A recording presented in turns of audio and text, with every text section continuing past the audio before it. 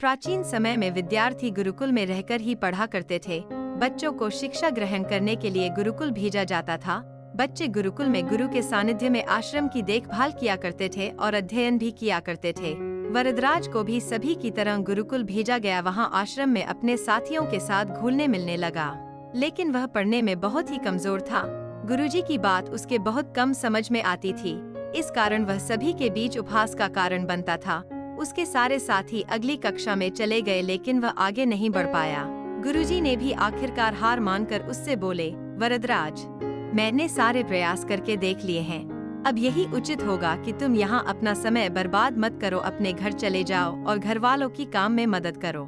वरदराज ने भी सोचा कि शायद विद्या मेरी किस्मत में ही नहीं है और भारी मन से गुरुकुल से घर के लिए निकल गया।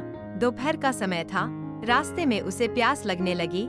इधर उधर देखने पर उसने पाया कि थोड़ी दूर पर कुछ महिलाएं कुएं से पानी भर रही थी। वह कुएं के पास गया।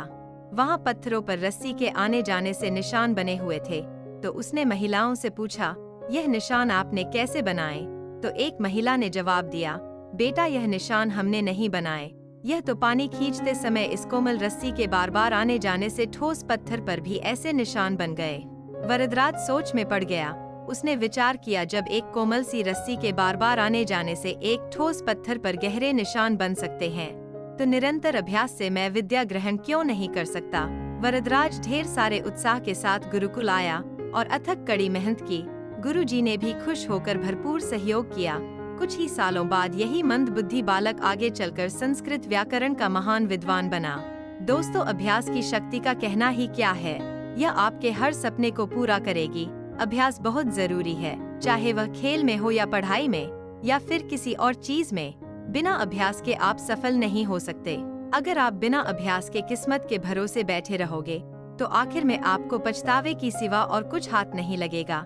इसलिए अभ्यास के साथ धैर्य, परिश्रम और लगन रखकर अपनी मंजिल को पाने के लिए जुट जाएं। मिलते हैं दोस्तों एक नए वीडियो में एक नई प्रेरणादायक कहानी के साथ। स्वस्थ रहिए, खुश रहिए। धन्यवाद।